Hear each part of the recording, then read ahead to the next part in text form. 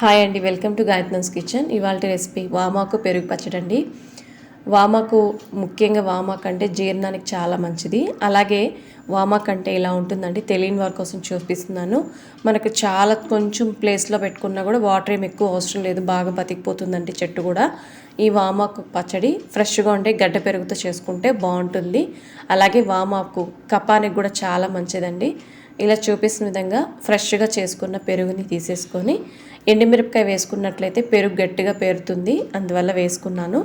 లేదా ఫోక్ స్పూన్తో కానీ ఏదైనా విస్కర్తో కానీ తీసేసుకొని ఎక్కడా కూడా పెరుగుని గడ్డలుగా లేకుండా ఒకసారి బాగా మిక్స్ చేసుకోండి. ఇలా బాగా వీలైనంత వరకు బాగా మిక్స్ చేసేసుకొని పక్కన పెట్టేసుకుందాము. ఇలా పక్కన పెట్టుకున్న తర్వాత ఇప్పుడు ఒక మిక్సీ జార్ తీసేసుకొని వామాకు పచ్చడి చేసుకుందామండి. జీలకర్ర ఒక 1/2 టీ స్పూన్, అలాగే పచ్చిమిర్చి 2 వేసుకుంటున్నానండి. కారం ఎంత తినగలరో చూసుకొని వేసుకోండి. అలాగే వామాకు ఒక 15 ఆకులు వేసేసుకొని మిక్సీ జార్లో కొంచెం బరగ్గా పట్టుకోవాలి మిక్సీ జార్ని. మనం మరీ మెత్తగా ఉండకూడదు. ఈ వామాకు పచ్చడి అనేది కొంచెం బరగ్గా ఉంటేనే బాగుంటుంది, చాలా డిఫరెంట్గా టేస్టీగా ఉంటుందండి. ఈ వామాకు ఘాటుకి పచ్చిమిర్చి ఘాటుకి టేస్ట్ చాలా అంటే చాలా బాగుంటుంది.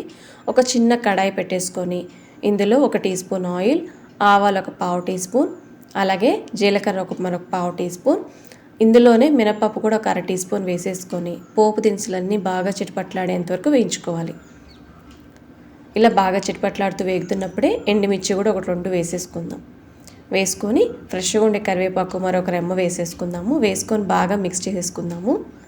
ఇలా మిక్స్ అయిపోయిన తర్వాత ఇందులో ఇంగువ అండి ఒక 1/2 టీ స్పూన్ వేసుకుంటున్నాను. ఎక్కువ వేసుకోకుండా చిన్న టీ స్పూన్తో 1/2 టీ స్పూన్. మనం ఎంత క్వాంటిటీ పెరుగు తీసుకుంటున్నామో దానికి తగినంత వేసుకోవాలి. అలాగే రుచికి తగినంత సాల్ట్ కూడా వేసేసుకొని ఒకసారి బాగా మిక్స్ చేసుకున్న తర్వాత స్టవ్ ఆపేసేయండి. స్టవ్ ఆపేసిన తర్వాత మనం చేసి పెట్టుకున్న వామాకు పచ్చడిని వేసేసుకుందాం. ఈ పచ్చడి పెనం వేడికే సరిపోతుందండి, మనం సపరేట్గా వేడి చేయకూడదు. వేడి చేసినట్లయితే అందులో ఉండే ఔషధ గుణాలన్నీ పోతాయి. అందువల్ల మనము పెనం వేడికే సరిపోతుంది. వేసేసుకొని మిక్స్ చేసుకున్న తర్వాత కొంచెం చల్లారిన తర్వాతే పెరుగులో వేసుకోవాలి. వేడి మీద వేసినట్లయితే పెరుగు విరిగిపోయినట్టుగా నీళ్ళుగా అయిపోతుందండి. అందువల్ల కొంచెం చల్లారిన తర్వాత ఈ వామాకు పచ్చడిని పెరుగులో వేసేసుకుందాం. వేసేసుకొని బాగా మిక్స్ చేసుకొని సర్వ్ చేసుకోవడం అండి. ఈ వామాకు పెరుగు పచ్చడికి ఆవకాయ కానీ నిమ్మకాయ పచ్చడి కానీ ఊరగాయ అయితే చాలా బాగుంటుంది. ఈ వేసవికాలం స్టార్ట్ అయిపోయింది కదా, ఇలా డిఫరెంట్గా ఒకసారి ట్రై చేయండి. నచ్చితే లైక్, సబ్స్క్రైబ్, షేర్ చేయండి. అలాగే ఇలా మరెన్నో టేస్టీ ట్రెడిషనల్ రెసిపీస్ గాయత్నస్ కిచెన్లో ఉన్నాయి, చూడండి, ట్రై చేయండి.